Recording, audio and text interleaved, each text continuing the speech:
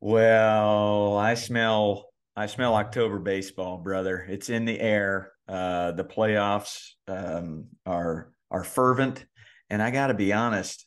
This little microphone and this laptop and this Zoom that we do on Tuesdays, it really feels like home, man. It feels comfy. Feels right. Feels It right. No doubt does. about it. Episode 71, Talking Shop podcast. We have a great guest today. I'm excited to bring on one of my boots on the ground in Louisville, Kentucky. And I'll give him a formal introduction when he comes on in about 10 minutes or so. But we had the coolest Zoom sesh last week with our Patreon slash patron supporters. What did you take out of that hour long Zoom sesh, Coach Chopper?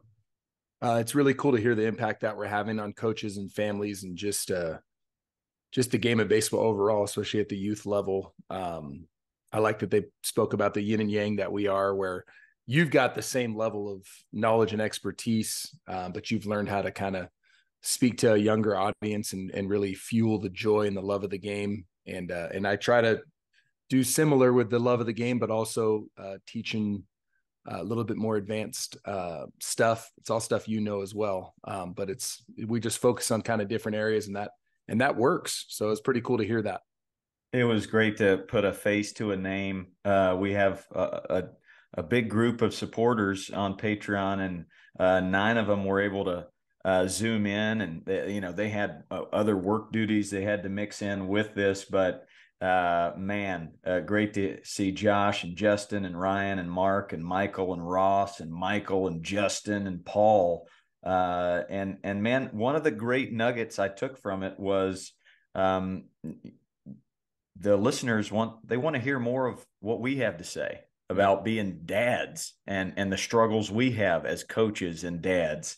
The interviews are great with the big names, but they got a lot more out of just us chopping it up about our struggles with having daughters and sons and kids to wrangle on the baseball field. So that's why we brought on our guest today, who's a boots on the ground. That was another nugget that the group said is, hey, bring on some of these like-minded individuals who we relate to. We're all Little League presidents. We're all Little League dads.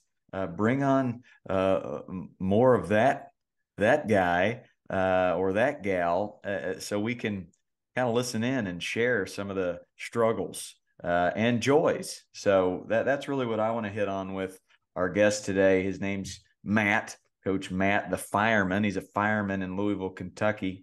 But he went and played a little bit of pro ball after college, and then came back home and found his little league field just consumed with high weeds and long grass, and it wasn't the little league he remembered it to be as a child. So I want to ask him, why did he do that? Why did he come back and decide to be the president of the little league he played in? What drove him to do that? What are the joys he's finding now as a father and a president of the little league? And what are some obstacles as well? So it'll be a good little 15-20 minute discussion with him. And then we've got some topics. That's a tease. We'll tease some new topics from our followers and listeners. So again, thank you to all those patrons that support. If you want to support, you can do that. Patreon.com/chop and ball game. We much appreciate it. We actually just did our first payout. So we're actually getting paid somewhat to do what we love. So Tommy G, he's turning the lights on. Chopper, how did it feel? How did it feel to actually make a couple of bucks off something that we would do for free? Yeah, really cool. And I think it helps our family, right? Our wives, because we would do it for free, and that's our intention. But that certainly helps the family. There's no doubt about it. So that was pretty awesome, pretty special. Yeah, it definitely makes it easier to convince Mrs. Ballgame and Mrs. Diesel, hey, we're going to spend an hour, hour and a half chopping it up, doing this thing, and to be able to do it, with the impact that we're having, which I absolutely love and I feed off of, and then to actually be able to pay for some lunches and some dinners with it. That's all thanks to you guys. You didn't have to do that. We don't beg anybody, but it's pretty cool. And part of the perk of being a patron is we're going to do monthly Zooms because I really gain a lot from not only meeting you in person, shaking your hand, and seeing the Little League culture that you're building in each town, but also Zooming with you each month and hearing how things are going. So awesome, awesome, awesome. Coach Matt, are you in the house? Can we hear you? I'm here. Oh What's up, my Coach? goodness, there he is. How are we doing? Coach Doing Matt well. Payton of Louisville, Kentucky. Meet my man Chad Chop right here. How we doing, Chad? What's up, Coach? Good to see you. You Good to see guys you. are like-minded for sure. How long have you been a fireman, Coach Matt? That is your nickname there. Right. I'm almost to 9 years. Almost 9 years. And Chopper, how long did you serve our communities? 5 years. Yeah, I did that for 5 years, and then I picked up and moved to California. But yeah, it's an awesome profession. It's super rewarding. You're a hero, so it's pretty fun to risk it all for your community. So we appreciate you. Thanks, Absolutely. Coach. Appreciate Yes, you. sir. Thank you. A big attaboy, Coach Matt. Thanks for just hopping in for a few minutes. We had a Zoom with some of our supporters, and one of the things they wanted to see more of was, hey, bring on your boots, bring on those boots in all those 60 cities you're going around to, and ask them a few questions, because the listener of this pod, they're a Little League president, they're a board member of a youth sports association, and there's lots of joys and there's lots of obstacles. So before we get into those X's and O's, just tell the listener your story, where you grew up, your playing career, and then what do you got going now? Absolutely. So I'm born and raised in Louisville, Kentucky. Grew up playing all sports, and I actually grew up at the league that I'm president of now. Spent a lot of time, and it was a family thing then. I can remember my parents watching all of myself and my siblings playing it simultaneously. We grew up at the ball field, no matter what sport it was, whether it was baseball, football, basketball. Baseball was probably the one that we were more natural at. Basketball, we were good at fouling. We were really good at, hacking people. And then, football was another sport that we really enjoyed. But, as I got older, got into high school, kind of football and baseball were my two sports. But with my stature, 5'8", 165 pounds in high school, I didn't think, football was probably not going to be the route if I wanted to pursue a sport. So in high school, actually, I wrote letters to all kinds of colleges, just like, hey, not really getting any attention. I'd love to take a shot at it. Went to a few camps, and I actually got offered a scholarship my senior year to Western Kentucky University. Got to start as a freshman. Did not expect that. Hit 198, like terrible, like horrible season. And then kept working and grinded it out. And then my senior year, batted about 350, put up a little bit of power. I was more of a gap-to-gap guy. I was a triples. I'm still the record holder at Western for triples, single Let's season go. career. That Yeah, deserves a so bang right there. yeah, I like to stretch those doubles out. So, but no, it was a great experience. I never thought that I would ever be a professional caliber player, but I got drafted after my senior season, and it was a no-brainer. I'm going to pursue it, see what happens. And I think I think it's a little more well known now, but it's not a glamorous life, minor league baseball. It's a grinding type atmosphere. you go from college where it's a little more of a grind, but you know, you're going to class, you got your time away from it. But when you're playing minor league ball, it's you know, I remember I went to the Gulf Coast League right after I got drafted.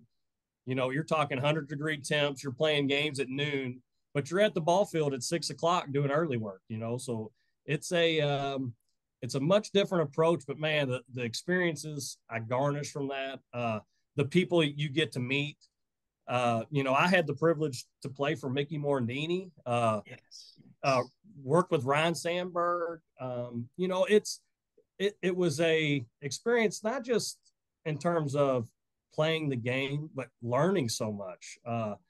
And ultimately, my career came to an end when my wife gave me a call and said, "Hey, I'm struggling paying the mortgage." And to me, it was a no-brainer. I wanted to start a family. I had great experiences from, you know, playing minor league baseball, but coming home and doing that, it was an easy decision. And I really think everything just fell into place. It was like it was meant to be. It put me on the right path. And it really taught me a lot of things that have really helped us do what we've done at the Little League, you know, different resources to have, because it is a labor of love. It's a thankless job. You know, there's not a lot of people that understand how much really goes into it. And it's not like you're getting paid, you know, but it takes a passion. And that's, honestly, my wife is the driving force behind a lot of that. You got to meet her, but it is a true family affair. It really is. I love it. Yeah. And how many kids do you have now? Is it five? 5 kids, yes. Yeah, and I got to meet all five of those kids. A lot of them were in the Sandlot, and I tell you, Chopper, this guy has built a culture there. I think by sowing those oats in your 20s and getting out there in the Gulf Coast League and just giving it your best shot, that has probably driven you, and now in your 30s and as you get into your 40s, it probably drives you even more, just knowing, hey, I gave it a good hack, and now this is where I'm supposed to be. But you and Chopper pretty much align on most things. Chopper, Right. anything you got for Coach Fireman? It's a similar basically story. Yeah, I decided to come home in 2006 because it was like, all right, I wanted to start a family, and you know, you're chasing your dream, but your wife's at home alone in a house you just bought, and you're like, all right, man, I gotta do the right thing for my family, and quickly got her pregnant and kind of went from there. But I love that you have this passion for people and a passion for the game of baseball, and that's what drives it. So it's not about money; it's about trying to set up an amazing experience for the next generation. And a lot of folks don't get that, so I appreciate that you're doing that. It's the same thing I'm trying to do out here. Folks were wondering why I was at the high school field for 10 to 12 hours a day. And it's like trying to show our kids in this community that you need to be good stewards of what the good Lord blesses you with. And that's what our parents did. And so trying to pay that forward. So I love that. How is your community involvement with you kind of setting that tone? Are folks jumping in on it and you're just kind of creating this momentum? That was honestly, so when I start, my 2 oldest, I got twins. They got into baseball, you know. There wasn't even baseball at the Little League I grew up at. So I was like, well, there's this one down the street, you know, let's go there. And it was going fine. But then I was like, okay, they're about to have some teams over at where I grew up playing. I'm like, okay, we got to go.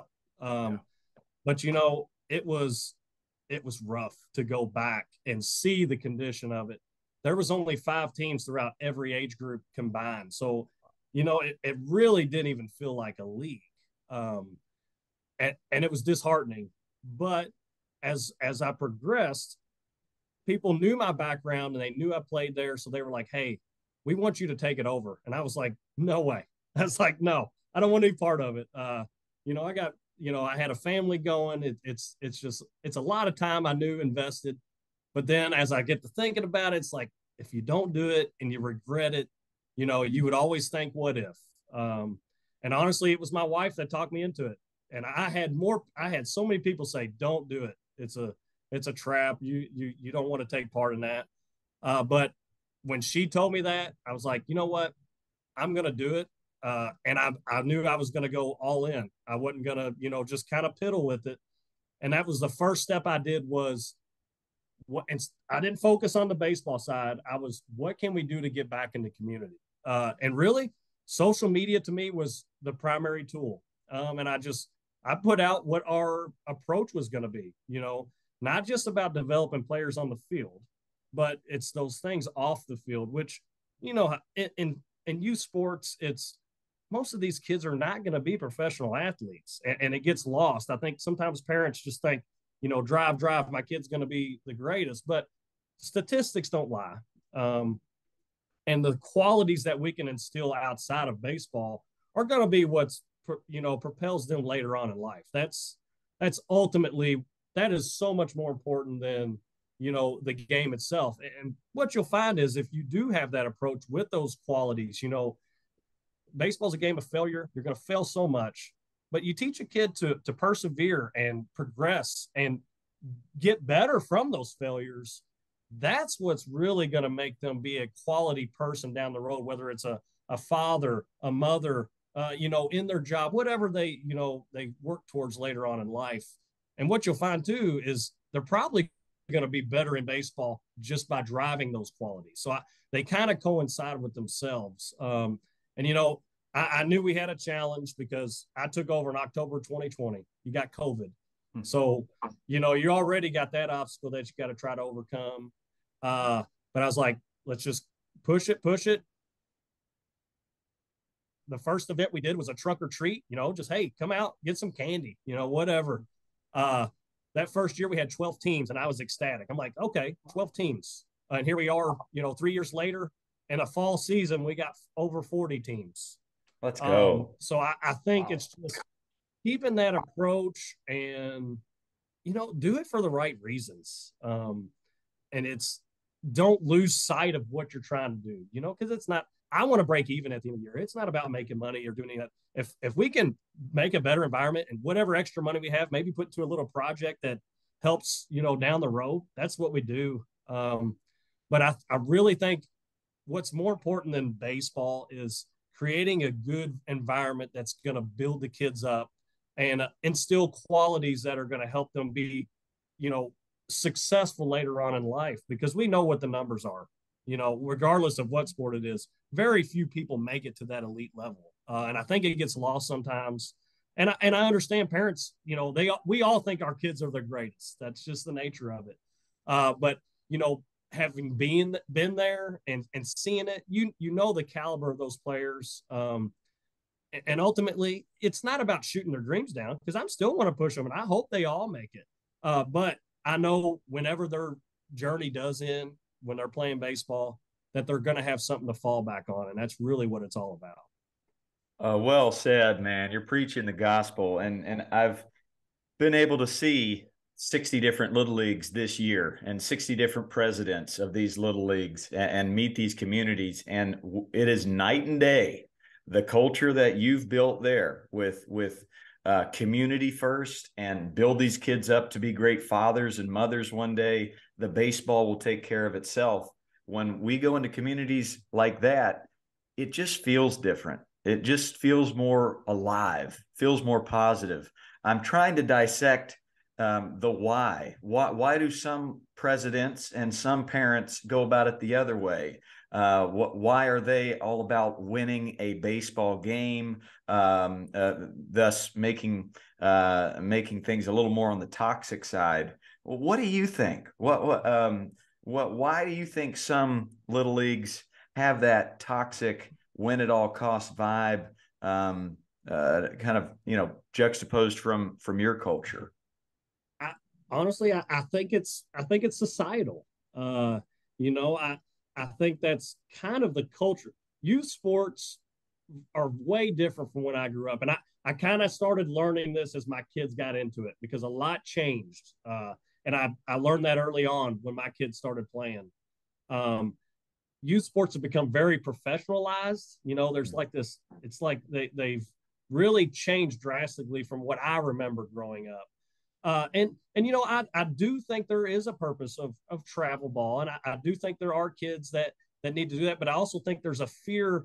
There's a lot of parents that have a fear of missing out. Like, if my kid is not playing travel ball, I don't think, they're not good enough, which I think it kind of just rolls over into everything. And you see a lot of, and I've even heard you say it before, it's coaches that are driving the results and not the process, not understanding that, you can manipulate a game against inferior opponents by teaching not the correct fundamentals, but you can manipulate the game to beat those inferior teams because they can't throw and catch, efficiently.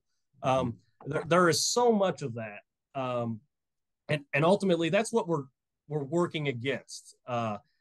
And I think it gives a different perspective for guys that maybe have played at higher levels, because I think in our minds we know that we don't need to take it that serious. And if you do start providing that experience, kids are going to be playing not just to have fun, is playing scared to mess up. And usually if you play scared to mess up, you don't succeed anyway. There's so much more pressure on kids now. Because it's all about, getting that ring at the end of a tournament or whatever it is. It's when really in the grand scheme of things, we don't practice as much. It's all about games. That's why you try to change your culture. And I don't know if we'll ever truly, little leagues have really fallen off the wayside. You don't see them succeed as much anymore. And also that's kind of a battle that I feel like I'm trying to fight. But I encourage those elite kids that are good enough. There are some really good kids. Like the talent level in some of the kids nowadays is crazy. I couldn't imagine being that good when I was that age, but they have so much more exposure to more tools and things to just and work. And people are really dedicated. But what you find is a lot of those dedicated parents, they want to get to that travel ball scene. That's the battle, is trying to keep that environment to where those people want to play Little League. And that's what we've tried to do. We've tried to change our schedule so where we don't play weekends. So those kids will mix in with the other kids that aren't as talented. But guess what? That's going to help them get better. And a lot of the times it helps those travel kids more than they know, because they start getting an understanding of that. So having that constant flow, because the environment that we've had, the favorite part that I have is parents will stay with their families to watch other kids play on teams, just to watch them play. If you create that culture of where everybody's, supporting everybody else, it's awesome. My game's over, but I'm going to stay. Hey, they're over here. I'm going to go watch them. We played with them last year. That's the culture you work for. But I really do think that it's a real struggle. I think it's across the board to try to continue. Once you get here and you have all these teams, you want to keep talent, but it's a struggle because there's a really big drive for the travel ball scene, and I do think there's a lot of kids that need to do it. But the other struggle is there's a lot of kids that are doing it that aren't ready for that competition, that are not good enough. But there's this fear of missing out, and ultimately, it's not the kids' fault. It's really just parents wanting. It's a constant comparison, and it's again social media driven. You see it all the time where we got a ring, and it's great. I'm about people winning, but it's also a combative environment because you want these kids to understand that it's not all about that. You learn a lot more in a tournament you lose than you win most times. But I really think these parents have, and it's not their fault. It's just a constant. The world we live in, we're always comparing ourselves to other people, and there's fear of I'm not as good as them. I'm not a good parent if my kid's not good at sports. Totally false. Totally false. But I do think a lot of parents have that mentality, and that's a struggle. But I think if you build a culture of letting them play the game, they're gonna progress just fine, no matter what environment they're in. You don't need to have you don't have to feel like you have to push your kid to travel ball, because if they're not in travel ball, they're not good enough. So I think it kind of coincides with each other when it comes to those aspects. I'll pose this to both of you, because you you are on the fence, both of you, in the Little League world and the travel ball community. Have you had any breakthroughs and any examples of, ooh, I do see this working? For me, a breakthrough is just meeting a guy like you, Coach Matt, who is the president of a little league, and there you do have your toe in the travel ball waters as you have talented kids, but you are looking through the right lens and your priorities are in place. So that's a breakthrough for me. There's hope there. Chopper, maybe I'll start with you. Have you seen any breakthroughs to kind of minimize this gap? I just think that we have to look through the right lens. So I've got some kids playing travel ball with me and their parents, especially new to travel ball, and they're like, "Well, we really want to still do little league. Are you okay with that?" Like, yeah, 100%. Go play little league and be a leader on your team, and understand that you're going to have some kids that maybe aren't as serious as you, but that's okay. Like, learn how to love them and raise their level and kind of be a coach to them. Understanding what you're getting into, because it is totally different. At least out here, you'll have 4, 5, 6, 7 kids that just don't play baseball. So catch play is difficult. Baseball IQ is difficult. So it's like a wonderful opportunity to try to help your fellow classmate or teammate to raise their skill in that sense. If you're coming into it thinking that it's going to be like a travel ball scene, you're going to be frustrated. So it's just setting them up for realistic expectations.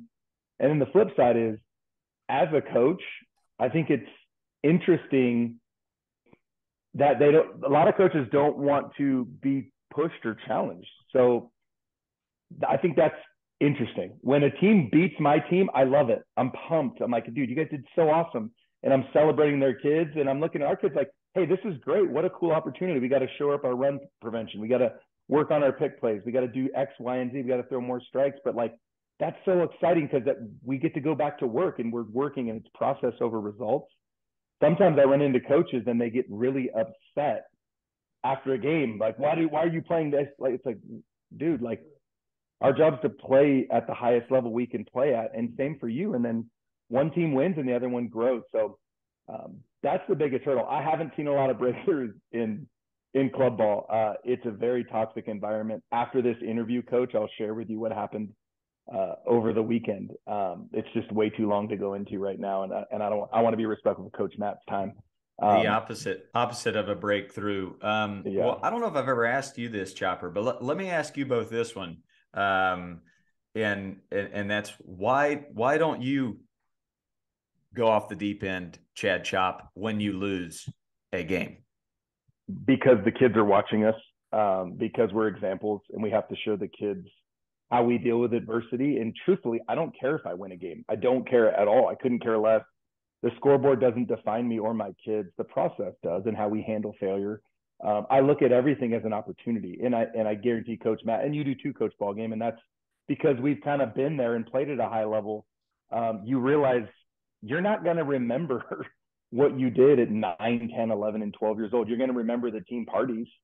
You're going to remember getting a chili billy or a hot dog from the snack bar at the Little League after a cool home run, not the home run, getting the hot dog and the snack bar lady smiling and saying, "Great job, Matt. That was awesome. What a great swing." And your teammates celebrating you. That's what you remember. So it's just having that lens of like, dude, this does not matter. The results do not matter. Character matters. What about you, Matt? Why don't you holler at those boys after a loss? Well, in the grand scheme of things, you're going to get shut out. You know, when you typically have that approach, they're already going to be hard on themselves. Kids are hard on themselves, even if you don't think they are. But again, like Coach Shop was saying, I think the life experiences I've had has gotten me to that point. But I do see it so much, you know, and even more times than not, when you see people lose their cool at a game, it's usually not a kid. It's usually the adults. You know, and whether it's over a small call that might have been a difference in a game or something like that. When, just like Coach Chop said, I don't remember any of my Little League games, but you know where I remember? I remember my coaches. I can almost name every coach I had growing up. I remember playing cut ball over on the other, you know, I remember those experiences way more than I do what happened in the actual games. You know, but I think trying to instill that into people that maybe, there's a lot of parents that maybe didn't play sports and they're kind of living, vicariously through their kids, so they put a little more pressure on them. But I think the life experiences we've had is what puts us in that, environment. In the grand scheme of things, I try not to talk at all when my kids are playing. And if there is a conversation, it's more or less, off to the side way after the fact, because you're not going to get anything accomplished if you're yelling. And one of the biggest things I see is a lot of coaching during ball games instead of just, hey, make a note of it. Maybe the Take next notes. practice we got a list of things we want to work on. Yep. That's what I see a lot of, and that's something I learned just playing as I got older. You're not breaking down a game piece by piece. That's what's going to be worked on at next practice. Because after the game, if you lost it, guess what? We're already disappointed. Let's go home, do whatever. Next practice, we got a list of what we're going to do and work on and talk about, and we go from there. But I think that's a big struggle in youth sports is there's a lot of coaching during the ball game. It's hard enough to hit a baseball, but when you got a coach telling you 3 different things to think about, good luck, Yeah, coaches, after the game, coaches, tell your kids good job, or hold your heads up high, get all the trash, clear out, have a great night. We'll talk about it. It's crazy, dude. I go to these tournaments and there's these like 45-minute 9 coaches talking to kids that are just like, dude, I'm overheated. I'm dehydrated. Where is the orange slice and the Gatorade? It's crazy, dude, but we're trying to change it. I think we figured out our next merch item, Chopper. Coaches' notebooks. Little something that'll fit right in the back pocket and say, hey, write it down and revisit it the next day when everybody is in a state of mind to be able to consume it in a healthy way.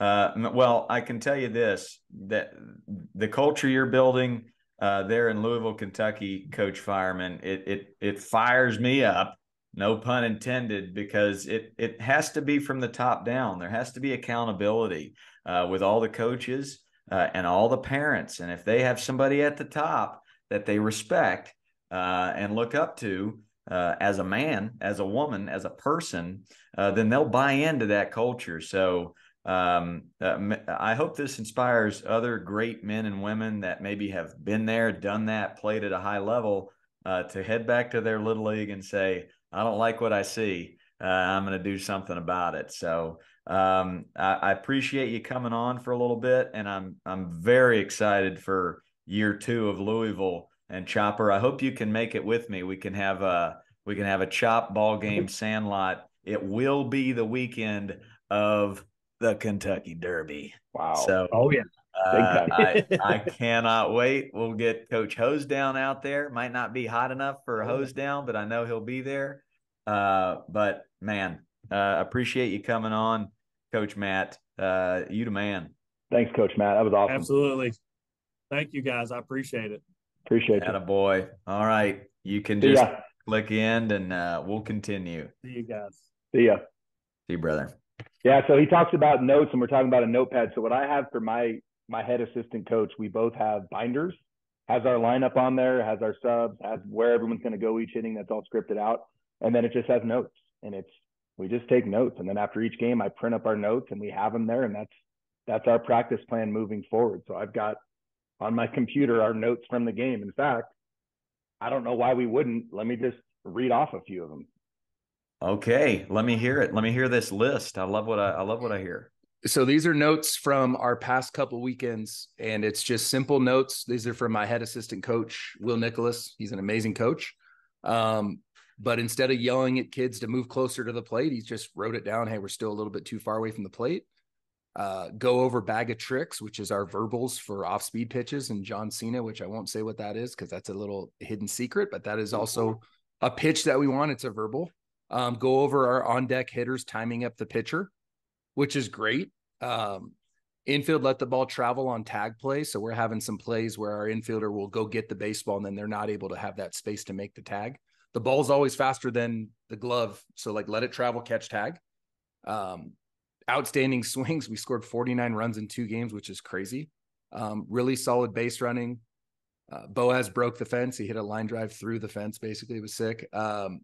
Picks were on point. We've been working super hard on picks.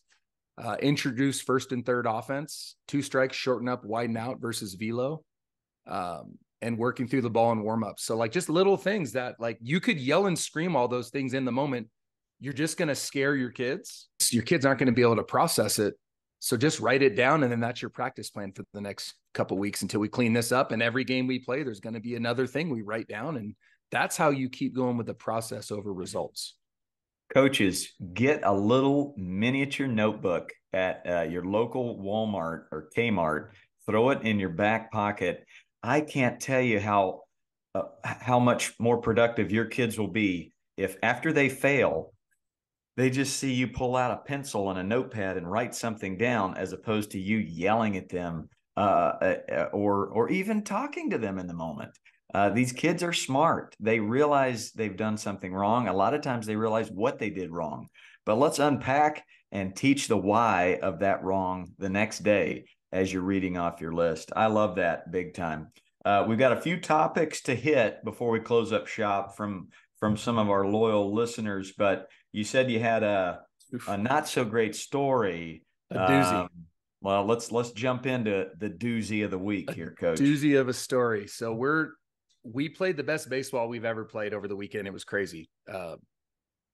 Unbelievable baseball. We swung the bats. We had our first 2 official home runs over a fence by our 9 and 10-year-olds playing on a 12-year-old field. Bang. Luke Calise hit a ball to dead center, and Bo Chop hit a ball pull side 1,000,000 feet, kept it fair. It was crazy. So really good experience. Then we go into Sunday, which is the championship day. We win our first game. We don't play again until 6:00. There are multiple parents that I guess are mad at us somehow. Like they're frustrated with our team and I guess the way we play the game, which, can't control that. So they decided to literally put all their stuff right next to our dugout, taking away like our parents' ability to watch their kids. So they're posted right next to our dugout. They waited an hour and a half after their team lost to post up right next to our dugout. I didn't know this happened until after the fact. We're in the championship game. We're winning. We're going to win the game. And this guy that's next to our dugout texts a parent from across the way to say that we're making fun of his kid, which we would never do ever in a million years. And so this parent storms over, basically walks into our dugout, starts cussing at our assistant coach and yelling at our kids, and this craziness ensues. Ends up they have to forfeit the game because the tournament director's like, dude, I can't control this, so we have to cancel the game. And it's just the craziest thing. It's mind-boggling. So the kids losing this, and they're seeing parents bickering, and I'm trying to diffuse it by just sending my parent to the car, like, hey, dude, go to the car. You guys send your guy to the car and let's just play baseball. This is for the kids. And nothing. This guy that started the whole thing tries to come up to me after the fact and apologize. I'm like, dude, just go home. Like, why are you here? Like, you just ruined everything for our kids. Like, I don't want to hear anything from you other than just pack your stuff up and go home. It's crazy. Like, I can't fathom why you would put your stuff right next to our dugout and then literally just blow up a championship game for no reason. Like, it's wild to me, but what is it? Beer is good. God is great. People are crazy. God is great. I don't know, whatever that song is. I think that's pretty accurate. Wow. That is It's quite weird. the doozy. In the moment when the mom came in and started cussing, It was a dad. It was a dad. Okay. It was a dad came in cussing. What was your immediate reaction? Well, I'm coaching third and we're on the first base side. So the inning ends and this guy is just screaming, like chain link on the fence, screaming at our coach. And I go over there. I'm like, sir, what is happening? He's like, you guys are making fun of my 10-year-old. Like, sir, we would never make fun of your 10-year-old. He's awesome. It was the shortstop. He's amazing. Like, he's an amazing player. At this time, I thought this whole team was from Yuma, but apparently this was a kid from Tucson. But like, we have nothing but respect for Yuma. I was like, I thought he was from Yuma. So I'm like, I have nothing but respect for Yuma. We play against him at the high school level. Yuma Catholic, Coach Judd Thrower. Shout out to Coach Judd. They're incredible.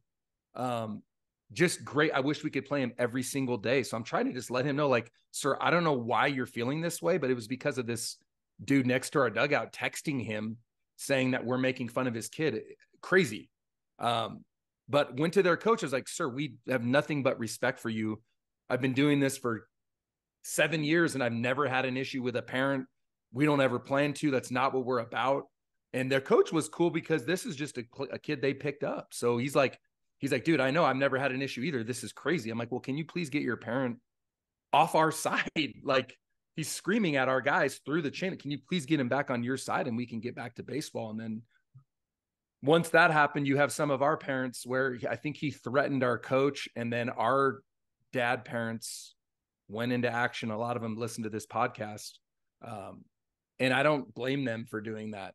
This guy's starting to threaten our coaches and our kids and our program, and they kind of took matters in their own hands, and it got pretty ugly. But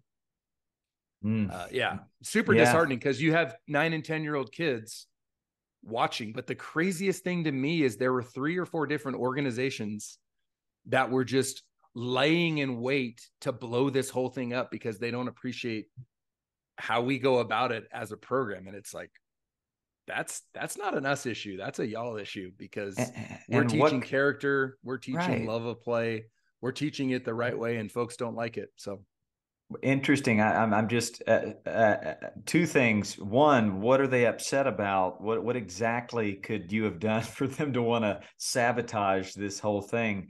And then the dad that was cussing came to you after the fact and apologized? The dad that was cussing, there were 2 of them, which I didn't know. But this other one that set up shop right next to our dugout and waited an hour and a half after his kid's team lost, he just decided he was going to stay there. So there's a whole backstory. Apparently he's a president of a little league that got into it with one of our parents, and we're basically 2 or 3 different little leagues rolled into one club team. And through All Stars, there was some backstory there.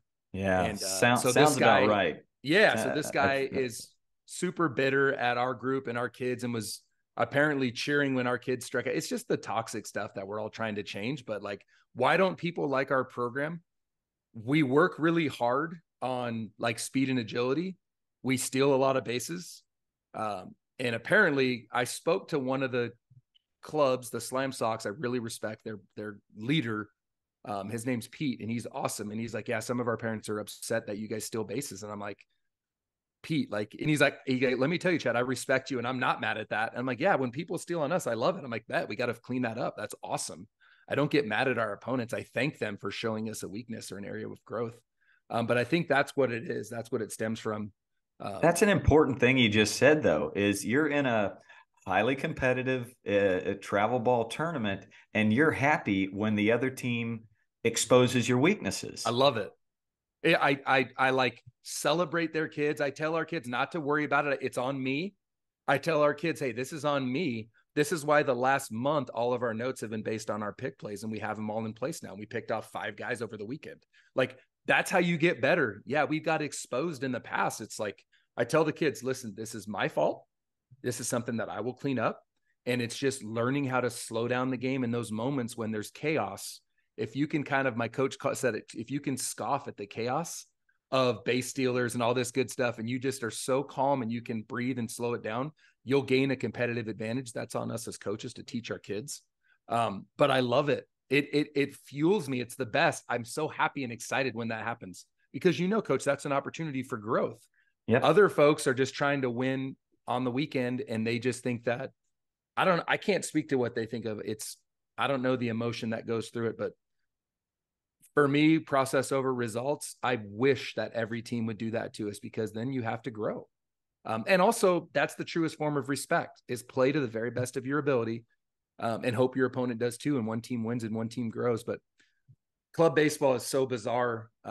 I would never dream in a million years that I would sit around after losing a game 15-0 so I could mock another team and try to blow their game up. It's the weirdest thing. Pretty deep, sounds deep rooted. Sounds like it goes kind of way back. It had nothing to do with that game. I'm guessing. I'm giving this team a lot of credit, but I just don't think it can be. It has to be something very deep rooted way before you. So you're having to pick up these pieces as a coach. Lastly, on this topic, I mean, how did you break this down to your 9 and 10-year-old kids afterwards? That this is why we talk about character. Like, this is why character matters. This is why we focus on character, because you just got a glimpse of what it looks like when you don't have character, and when you're willing to, directly negatively affect kids because of, a lack of character. That's all it is. I told that gentleman that as he was leaving. He was trying to apologize to me, and I said, sir, I really don't want to hear it. I would really love it if you just went ahead and left. And he started cussing at me, and I let him know, this is why I'm about to talk to my kids about character, about exactly what you're doing right now. It's embarrassing. It's a bad example to kids. And you could be a Fortune 500 company dude running a company. If you lack character, you're uninspiring and you're awful.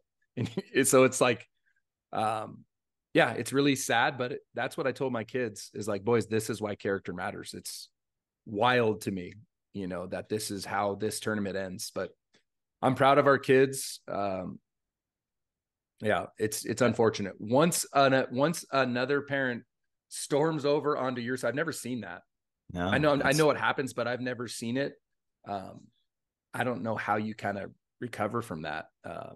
So we're trying to figure out things that we can put in place as a program, to I guess prepare for that if that happens again. But I think this was just a weird one-off where I've never seen it, where you've got 3 or 4 different leaders of different clubs that are just going to stay and watch the championship game, not with the intention to watch baseball, but with the intention to find a way to not let the game happen, and not let us, I guess, win a tournament. Not that I care. I don't really care. We would have won the tournament. We were awesome, but so what? Like, that's the least of my concerns. That's just a product of hard work and attention to detail. But it's really disheartening. It's the bummer. Well, I mean, I guess it would be dumb of us to think that that this isn't going to continue to happen. It's the reason we started this podcast, is to make youth coaching better, and level heads will prevail. I have heard of these other. I've heard of this kind of thing in other places, and all I can say to it is, lead by example. If you are listening to this pod, if you believe in this, if that story angers you, then do something about it with your actions. The way you coach, the way you approach coaching these kids and coaching these tournaments with your priorities in line. Again, this all stemmed from I gotta win this game, instead of, wait a second, what is my actions doing for these kids' well-being? And it's hard when you have to tell the kids, you need to be the adults in this scenario, Right. because right now the adults are being childlike.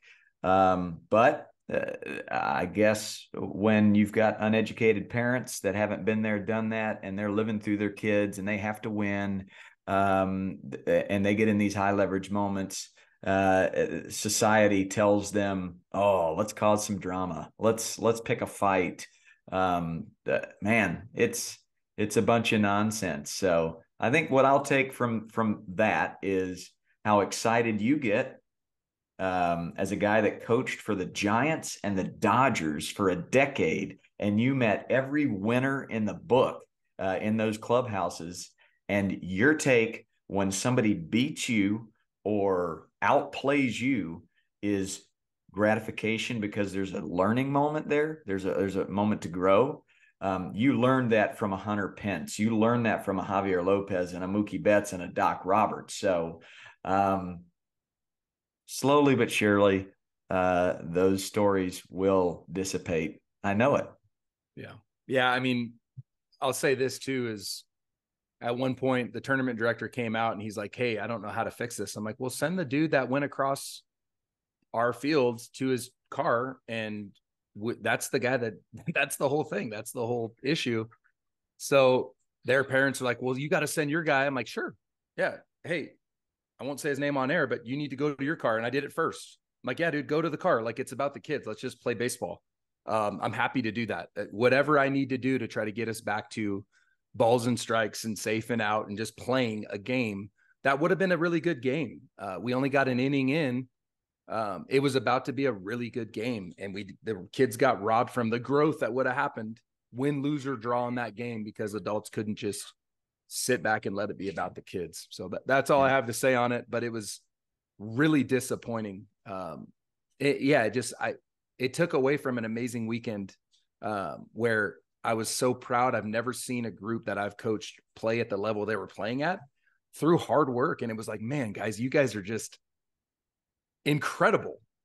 It was incredible. And then that happened. It just took the wind out of everyone's sails, and you just feel disappointed and discouraged. So, trying to get one more day here where I can take a deep breath and flip it into a positive for tomorrow night's practice, and extremely proud of our kids. That's the thing. But man, I'm so disappointed in the adults.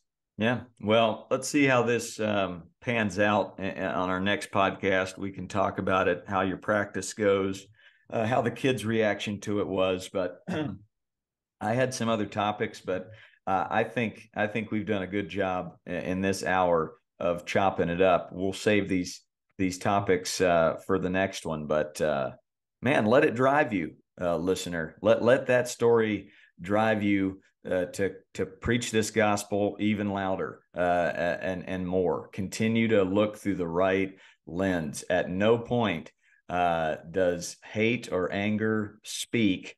Is it warranted in a game? You're here to grow these kids up to be good human beings. So to all those kids that saw that happen and were mature enough to realize, oh, this is wrong, what's going on, and I'm going to treat this situation with class and maturity. Good on you, kids. Sometimes the kids teach the adults. So man, let it drive you. Let it drive you. I'm excited to hear how the kids react to that at your next practice. Anything to close up shop here, my brother? I thought that was really good talking to Matt. He had some great wisdom on going into his hometown there, seeing it in shambles, 5 teams, and he's turned it into 50, 40. 60 teams, 40 in the fall, and that's just the fall. So he did that by looking through the right lens, right? How can I make this community better? Not how many wins can I have today, or the FOMO feeding into that fear of missing out with all those parents. No, have a fear of missing out if your kid makes bad choices. Like that should be the fear. If they don't become a good student or a good brother, there's the fear. Not in winning the game or missing out on that team. That's just going to cause separation and drama. It'll come. That will happen. The talent will rise to the top down the road. Not right now, parents. And it shows that Coach Matt is doing such a good job because people are attracted to that excellence. And so you go down to 5 teams where no one is taking any pride in the facilities, the product, the community. And then someone comes in with heart and passion and sets a standard of excellence. And now he's got 40 teams in the fall. It's like, yeah, that's quickly how it works. So for anyone in our communities, if you feel something tugging on your heart to get involved, and try to create a standard of excellence. Folks are attracted to that. So I think that's the lesson there too, for sure. Super proud of Coach Matt. Dang, way to build a culture there, Coach Matt, and not drink the Kool-Aid. Way to stay true to your heart. I like this episode. Me too. Rake, bang. Thank you to all the supporters and Warstick. We're going to have the owner of Warstick, my one and only bat and glove and clothes sponsor. We'll have him on in a couple of weeks. Ben Jenkins. We'll talk about things. So that'll be coming up. So thank you all. We love you, and bye-bye. Bye-bye.